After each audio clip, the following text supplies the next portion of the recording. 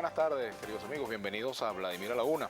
Hoy tenemos dos invitados. En la primera parte del programa estaremos conversando con el diputado al Parlamento Latinoamericano, Ángel Rodríguez, quien es el presidente del capítulo Venezuela de este Parlamento, a quien le damos la bienvenida. En la segunda media hora estaremos conversando con Roberto Enríquez, presidente del Partido Social Cristiano COPEI. Ángel, bienvenido al programa. Muchas gracias por la invitación. Bueno, me gustaría en primer lugar una opinión tuya con respecto a este comunicado emitido por la Cancillería en respuesta al planteamiento del canciller de Chile sobre el deseo, pues la disposición que tiene Chile de promover el diálogo en Venezuela. La Cancillería pues ha pedido a Chile que no esté promoviendo opiniones sobre la situación interna de nuestro país, palabras más, palabras menos. Sí, mira, yo creo que la situación, digamos lo que es lo que está sucediendo en el país, los niveles de injerencia a veces no ayudan a resolver y propician o profundizan las contradicciones existentes.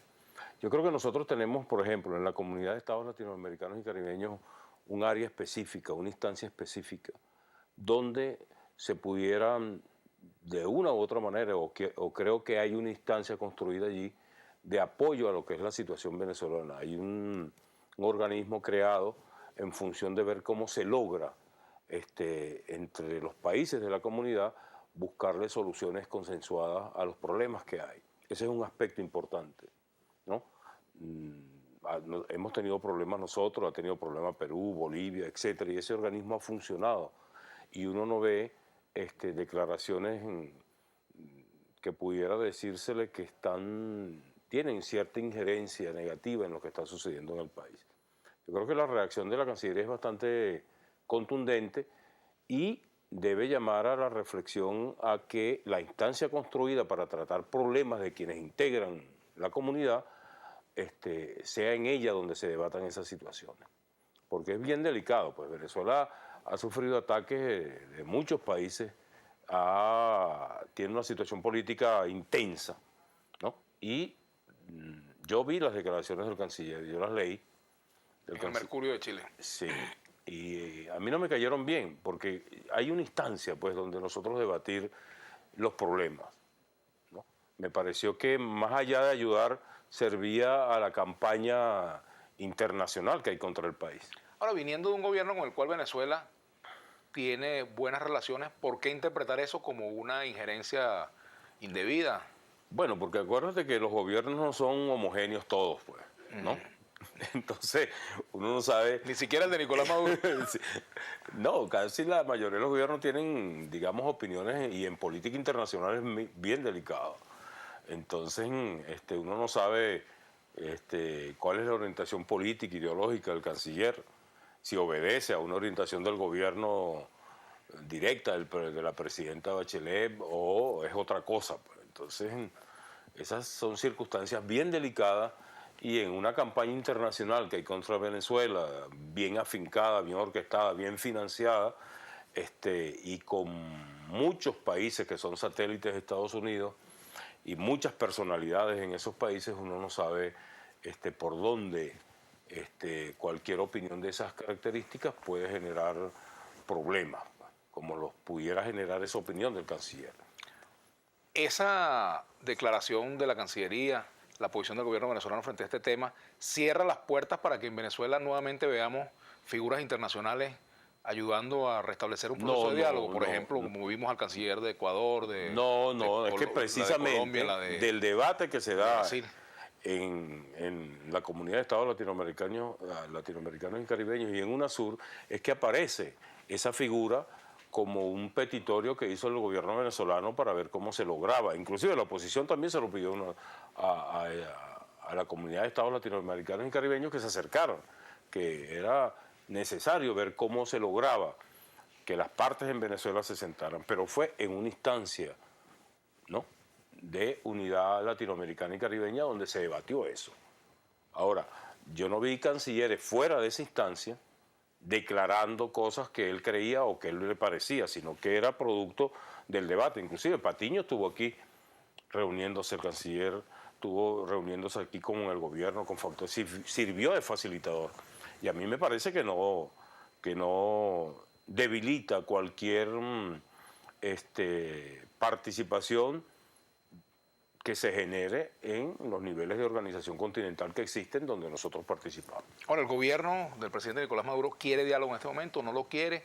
¿Le conviene el diálogo? Yo no he escuchado una declaración del presidente. ¿Lo necesita o no lo necesita? Yo creo que sí. El diálogo, por más mínima que sea la oposición, nunca uno puede negarse a conversar. Y yo no he escuchado una declaración del presidente Maduro diciendo que no va a conversar con nadie. Todo lo contrario. En conversaciones bilaterales, particulares y públicas, él ha insistido mucho en conversar.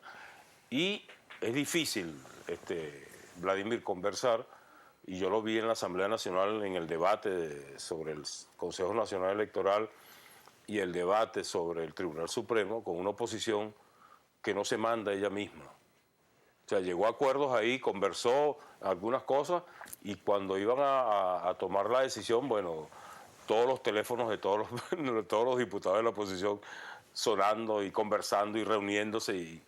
O sea, esa opinión se la escuché yo también al presidente, diciendo que no encontraba con quién hablar en la oposición. Hasta el teléfono de Roberto Enrique sonaba. Está aquí, no, ya llegó el diputado. Sí, pero yo te digo, mira, ha sido un clamor. Nosotros tuvimos en la Constituyente, yo estuve en la primera Asamblea Nacional, y era un clamor de nosotros tener una oposición. Es que es necesario tener una oposición en el país. ¿Tú sabes lo aburrido que pasamos nosotros ese quinquenio, todos los diputados del chavismo solos ahí, sin los diputados de la oposición? Ahora, tan aburrido que hasta terminó saliendo una fracción de oposición allí con Ismael García y otra gente. Sí, entonces yo digo lo siguiente, al país le hace falta una oposición más sensata, diría yo, más nacionalista, más que vea hacia adentro del país. Y sería buenísimo contar con una oposición que cuando uno proponga una ley le salga con propuestas superiores a la de nosotros. Es lo ideal. Y eso genera estabilidad política, genera esperanza y futuro para el país. Pero una oposición que uno ve que no reacciona a lo nacional, sino reacciona en función de lo internacional, un gobierno, ¿a quién le interesa una estabilidad económica, financiera, social del país? A todos los venezolanos, no solamente al gobierno, a todos.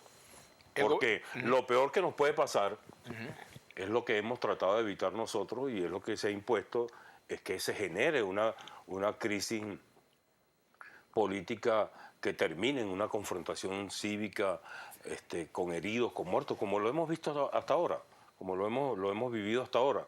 A mí me parece que ni a aquel lado y a nosotros nos conviene que eso siga desarrollándose, pero uno observa factores como que no vivieran o no entendieran que en el marco constitucional, en el marco de la democracia, todo vale, toda confrontación de ideas, todo debate, digamos, todo lo que se pueda hacer en el marco constitucional es constitucional y ayuda al desarrollo y a la estabilidad política del país. Y siempre, mira, hasta el presidente Chávez decía, aquí al país le hace falta una oposición seria, responsable, asentada, nacionalista, con proyecciones de futuro, que comparta, que tenga proyecto de país y lo confronte con el proyecto nuestro. Ese era un clamor del presidente. Ahora, resulta que no solo la oposición ha hecho críticas al gobierno, sino que también la Iglesia, la Conferencia Episcopal, ha hecho planteamientos, por ejemplo, el fracaso del modelo socialista, o atribuyen esta situación que vimos al fracaso del socialismo y del comunismo. Mira, yo creo que yo creo que nosotros estamos en ese proceso de construcción del socialismo. Aquí no hay socialismo. O sea, digamos que ese es un proceso de transición largo, donde las variables económicas, de producción, financiera, sociales, etcétera, juegan un papel, y es un proceso de maduración, un tránsito a otro nivel, a otro estadio, como es una sociedad totalmente diferente a esta, donde inclusive no colide el sector privado con un sistema de esas características.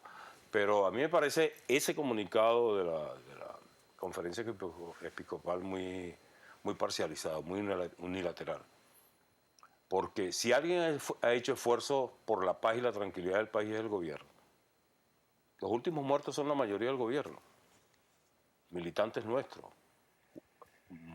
policías, sargentos de la Guardia Nacional, de la Fuerza Armada Nacional. Entonces, aquí se impuso la paz, pero también nosotros pusimos los muertos. Entonces, a mí me parece que yo no quiero ver muertos en la oposición, su liderazgo, su base social. Eso nunca ha sido un criterio nuestro y tú nos conoces muy bien a nosotros. Pero no se puede seguir en una expresión política en un país con las características nuestras, donde no son las mismas condiciones de los años de la Cuarta República, donde desaparecían a uno, donde lo mataban a uno, a lo que está sucediendo hoy en el país.